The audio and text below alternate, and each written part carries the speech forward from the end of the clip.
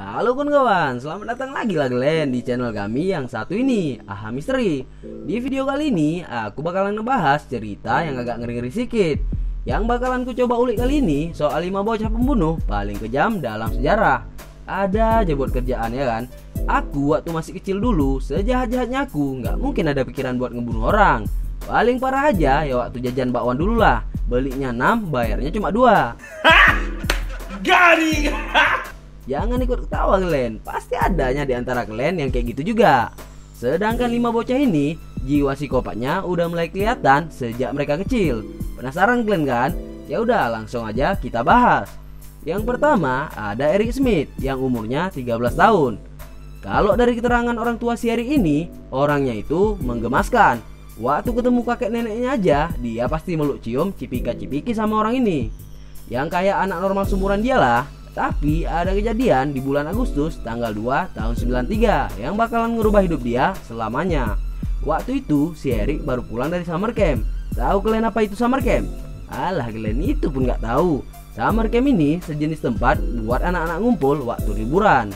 Si Eric dipulangin sama pengurus di sana karena lasak kali. Di jalan pulang dia ketemu sama anak 4 tahun yang namanya Derek Robbie yang lagi jalan menuju ke camp itu. Entah apa yang ada di pikiran si Eric ini, dia ngajak Robbie buat karya hutan sekitar. Dek Robbie, mau kemana dek?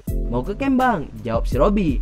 Alah, ngapain ke camp? Mending main sama aku di hutan. Yuklah, ajak si Eric. Robbie yang masih polos pun mau ya kan. Tapi waktu sampai hutan, tiba-tiba dicekeknya si Robbie nih. Abis itu, kepala si Robbie ditimpuk pakai batu besar. Alamak, kejam kali kok dek. Awalnya nggak ada yang tahu kejadian ini. Tapi karena si Robbie nggak pulang-pulang, khawatirlah mama dia. Dicobalah jemput si Robbie. Sampai sana, rupanya kata pengurus nggak ada Robbie datang ke sini bu. Laporlah mamanya ke polisi dan dilakuin penyelidikan. Sampai akhirnya si Eric ini ngaku ke mamanya kalau dia udah ngebunuh Robbie. Alasannya karena dia sering dibully sama anak-anak yang lebih tua. Dan akhirnya kemarahannya ini diluapkan sama si Robbie. Si Eric pun dikurung di penjara anak dengan batas hukuman maksimal. Mudah-mudahan tobatlah si Eric abis di penjara. Yang kedua ada Christopher Pittman yang umurnya masih 12 tahun.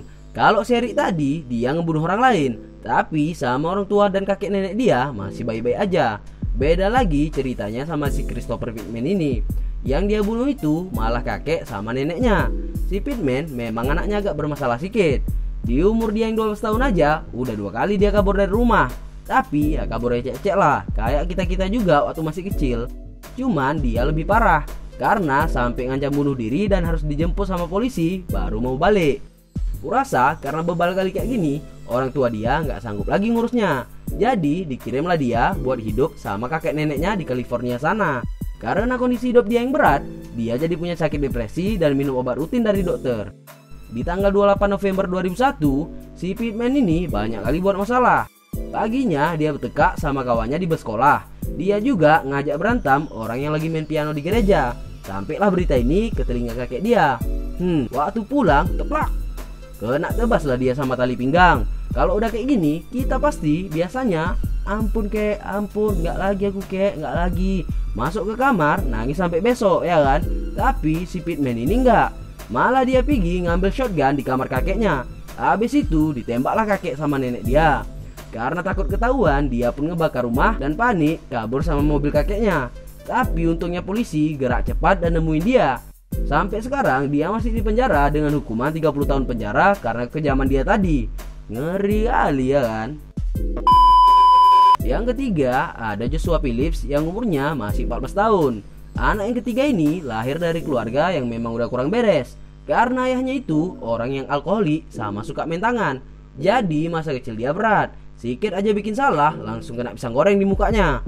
Tapi kalau dari keterangan orang sekitar, si Phillips ini orangnya pendiam sama mudah aja diajak berkawan. Beda sama ayah dia. Nggak ada juga sejarah dia ngelakuin kekerasan.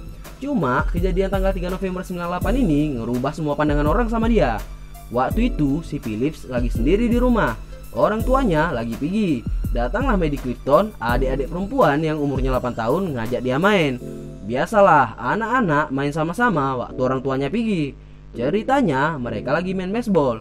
Mungkin kalau di Indonesia main patok lele, tapi ini ceritanya di luar negeri Wak. Jadi main baseball lah ya kan. Cuman ada kecelakaan kecil di mana mata si Medi kena bola dan berdarah. Karena kesakitan nangislah dia sejadi-jadinya. Si Philips malah panik. Dia takut dimarahi sama bapaknya karena udah buat masalah. Akhirnya buat diamin si Medi, diajak ke rumah. Tapi waktu sampai rumah malah diketok lagi kepala adik kecil ini sama tokat baseball. Kalau kata si Philips, biar si Medi diam. Habis itu hampir tewas si Medi, disembunyiinnya jasad itu di bawah tempat tidur. Nah di hari ini karena si Medi nggak pulang-pulang, kecarian lah mamak sama bapaknya. Mereka lapor polisi dan dilakuin investigasi. Awalnya nggak ada yang curiga kalau jasad Medi ini di rumah Philip, bahkan sampai setelah 6 hari pencarian. Cuman lama-kelamaan karena itu mayat pasti bau kali kalau disimpan di rumah. Hal ini ketahuan sama Mama Philips. Dia pun lapor polisi dan akhirnya si Philips ditangkap dengan kemungkinan hukuman seumur hidup di penjara. Kejam kali Wak, sampai naik bulu aku cerita ini. Yang keempat, ada dua bocah sepasang, Cindy dan Shirley. Dua bocah ini, bocah yang dua-duanya ngalamin masa kanak-kanak yang mengerikan. Satunya Cindy Collier yang umurnya masih 15 tahun. Dia dikenal dengan remaja yang hidupnya penuh dengan amarah. Dia pernah diperkosa waktu umurnya 10 tahun dan sekarang benci sama semua orang. Satunya lagi Shirley Wolf. Dia anak 14 tahun yang juga punya masa kecil kelam, pernah diperkosa sama ayah kandungnya. Kebetulan kali di tanggal 14 Juni 1983 mereka berdua ini ketemu. Karena cocok satu sama lain, langsung kebentuk ikatan kuat antara keduanya.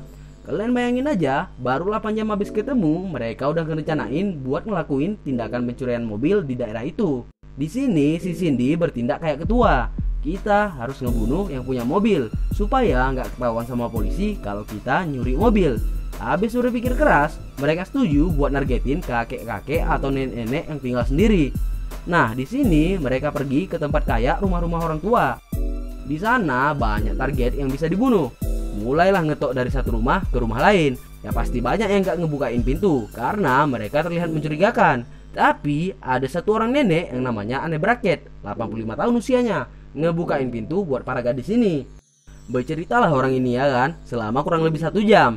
Dari cakap-cakap mereka, kata si nenek itu anaknya mau jenguk dia ke rumah. Nah, mereka pun tahu kalau nggak bisa lama-lama dan harus gerak sekarang. Habis itu, langsung si Shirley megangin neneknya dan si Cindy ke dapur buat ngambil pisau. Dengan pisau itu dibunuhlah nenek Ana sampai ada 28 tusukan di tubuh dia. Mereka pun coba kabur sama mobil yang ada di rumah. Tapi kunci yang didapat di dalam rumah rupanya nggak bisa ngidupin mobil yang keparkir. Akhirnya mereka cepat-cepat jalan kaki dengan tujuan ke rumah Cindy. Jam kali ya kan. Gak berapa lama habis itu, anaknya Nek Ana sampai ke rumah dan nemuin mama dia udah gak bernyawa. Langsung aja dilapor polisi dan dilakuinlah penyelidikan. Nah, karena muka dua remaja tadi banyak dikenal, jadi mereka jadi mudah ketangkap. Yang bikin tambah ngeri, orang ini waktu diinterogasi gak punya rasa bersalah apapun. Udah ngelakuin pembunuhan keji. Malah dibilang, jujur aja pak, kami gak nyesal sedikit pun. Karena itu menyenangkan, kata orang ini. Bahkan kalau nggak ketangkap, kami rencananya mau membunuh orang lagi. Cuma buat happy fun aja. Ditambahnya, kaget lah ya kan polisi-polisi ini. Kok bisa bocah-bocah ini pikirannya udah kayak gini. Mereka dipenjarain sampai umur 25 tahun. Cuman banyak orang yang bilang ini bukan bawaan sifat mereka. Orang ini juga korban dari kekejaman masa kecil mereka. Tapi ya tetap aja Wak, ngebunuh kejam kayak gitu apapun alasannya tetap salah. Masa iya orang ini nggak dipenjara ya kan? Nah itu dia Wak, 5 pembunuh bocah paling mengerikan dalam sejarah kalau menurut aku. Jangan nggak bisa tidur Glenn habis cerita ini. Sambil santai-santai aja nih aku cerita. Kayak mana menurut Glenn? Kalau Glenn penasaran sama cerita lain, langsung aja jangan malu subscribe ke channel kami. Aku juga makasih kali buat Glenn yang udah nonton videonya sampai habis. Ya udah segitu aja dulu, sampai jumpa lagi dan sehat-sehat Glenn ya. Assalamualaikum.